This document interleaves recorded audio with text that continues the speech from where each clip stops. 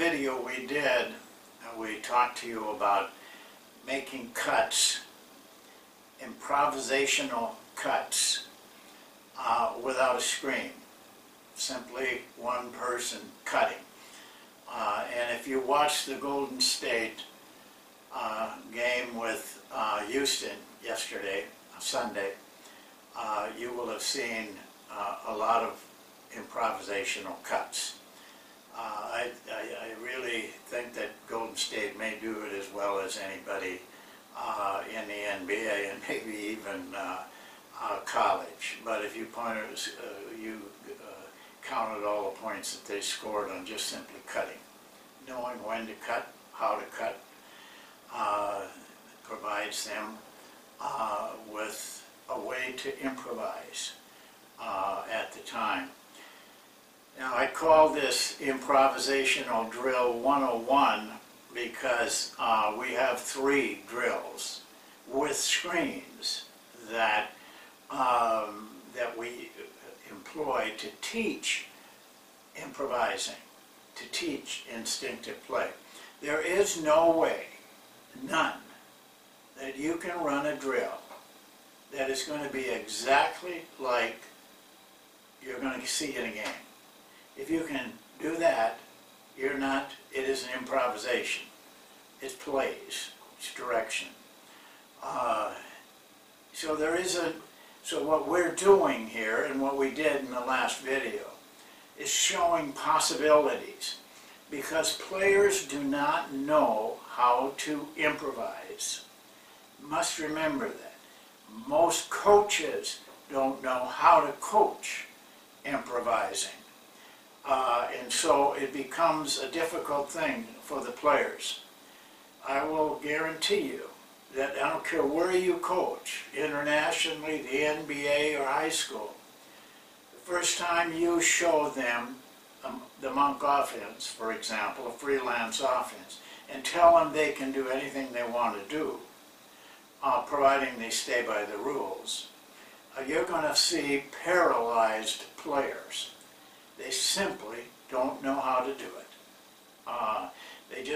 They want freedom, but when you give it to them, they don't know what to do with it.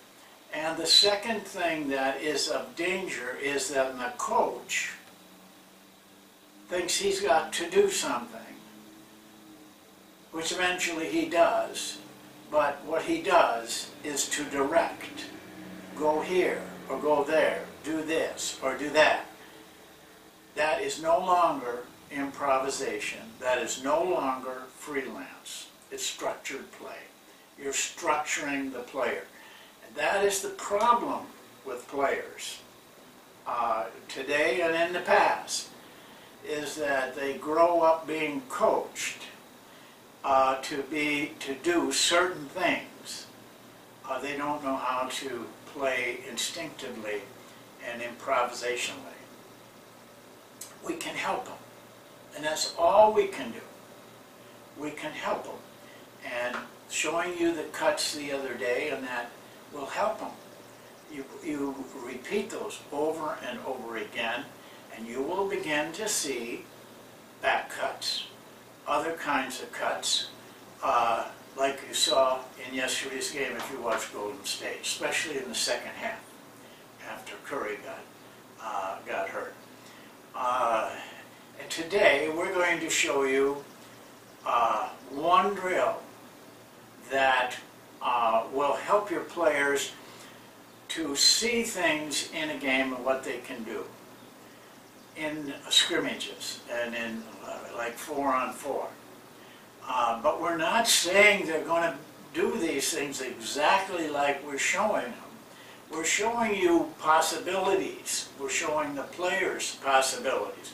But if you repeat these drills long enough, you'll begin to see that it smoothens out the freelance game. So we have 4 what we call stunts within the drill. And I'll show them to you now. Well, what we're going to show you, some of you have seen maybe 2 or 3 times, because this is what we do. But that doesn't hurt you, because in talking through these things, we improvise also. So we're going to say things in this session that maybe we haven't said before in other sessions. And if you think repetition is not important, if you read the book Run to Daylight, which I've encouraged all of you to do, you read the first part of it, you will read about a clinic that Lombardi put on. Lombardi was known for the sweep. He brought it into the NFL. Well, at that clinic, he spoke for 8 hours on one play. That's the type of meticulous, engaged coach he was. And that's the type of meticulous, engaged coach you must become if you want high success. Well, this drill is called the screen away drill. It's the first drill that we show players because it's an easy way for us to show the situations. We have some names for the cuts, not big, not very fancy names or anything like that. We simply want to get the point across to the players. We always start with the first drill being what we call regular, just regular.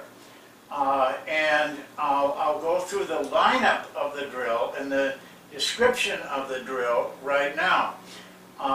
We put a line at the middle of the floor, 3 basketballs in that line. We always work with 3 basketballs. You should too, because I've gone through, all of the leg work on it, and this works the best.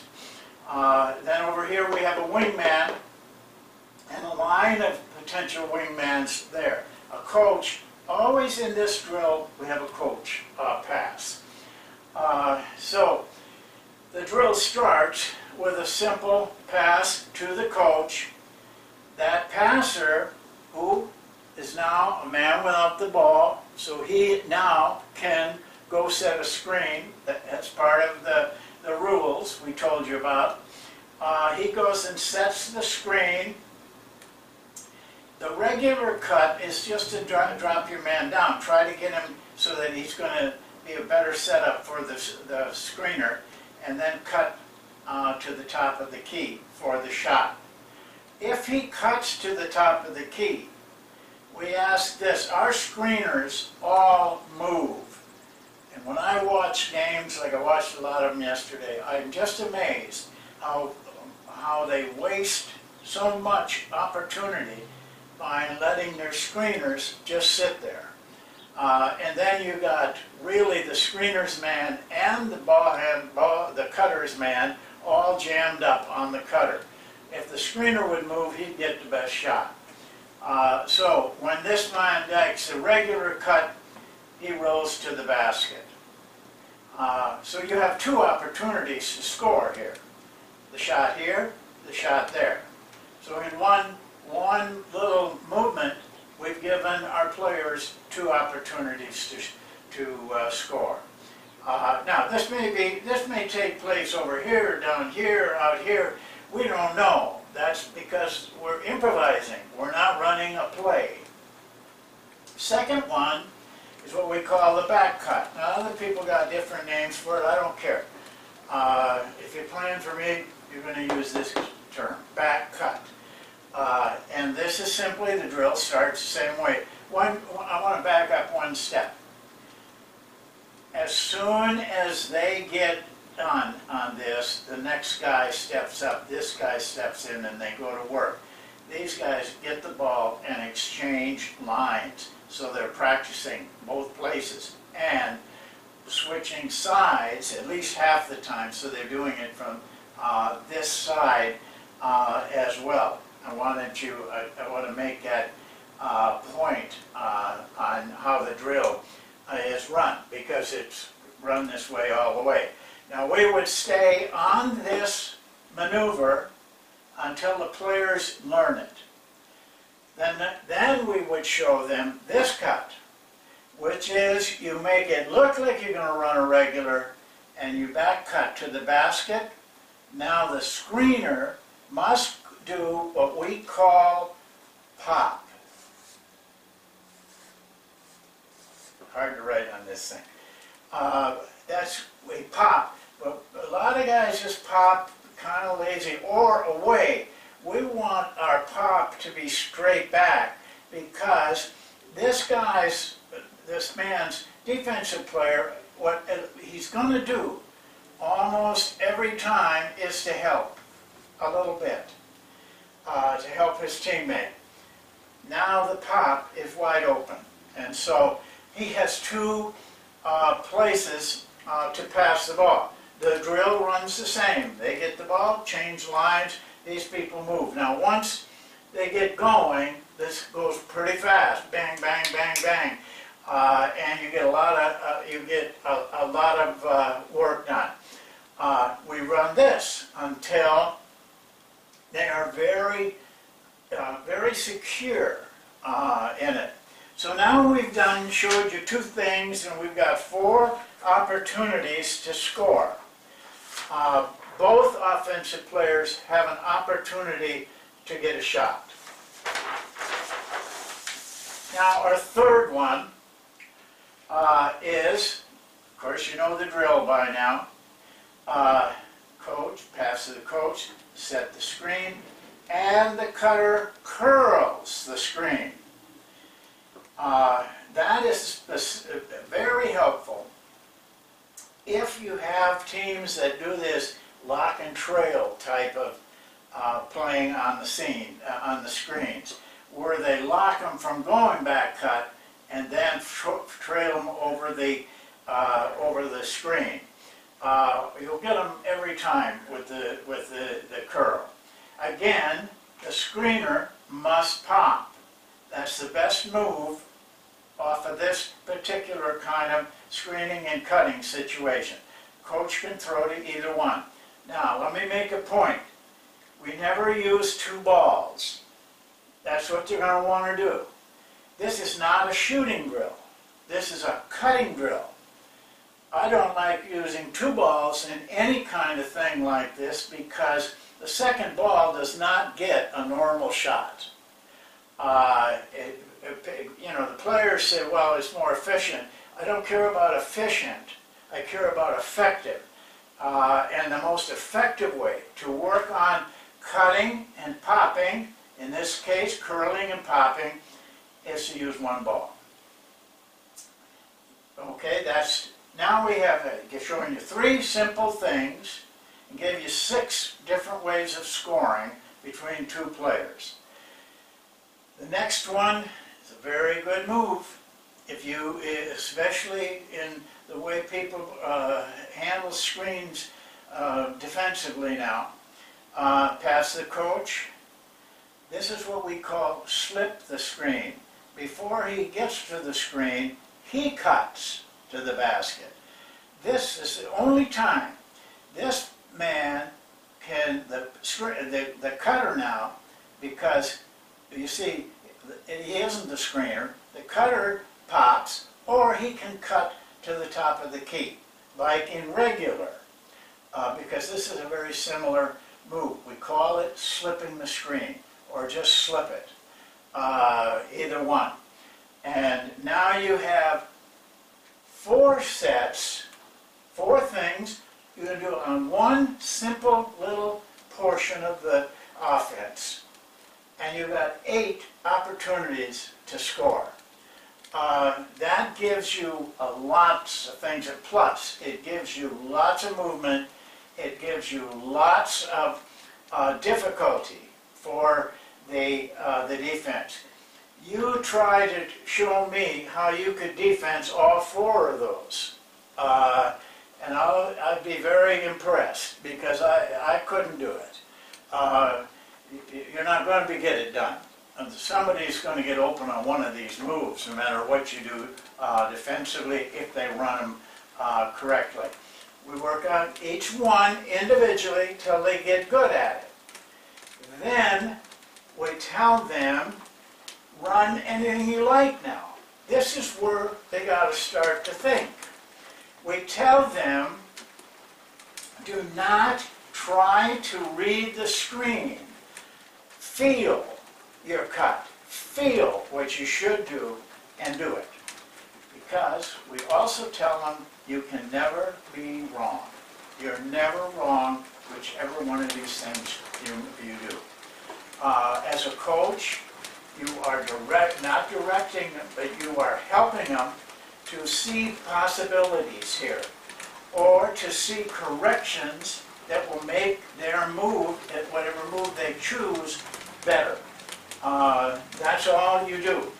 One of the things a improvisational coach has got to learn, be quiet. Don't talk so much. Let them learn. They learn by doing, not by your wisdom. They learn by repetition and doing. So give them a chance to do that. And you'll get good results. Don't overcoach them.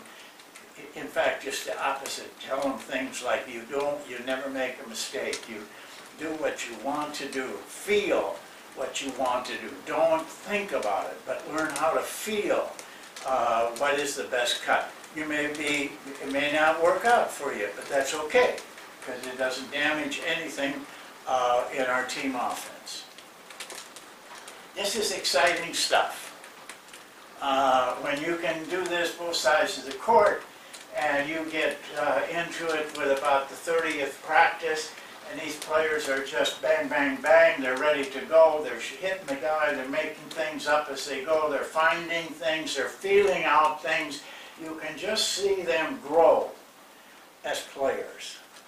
If you're coaching like this, the players ought to give you a hug every day because they're learning how to play without the ball. And if they move up the ladder to college or to pro, that next coach will hug you also, because he doesn't see many players that know how to play without the ball.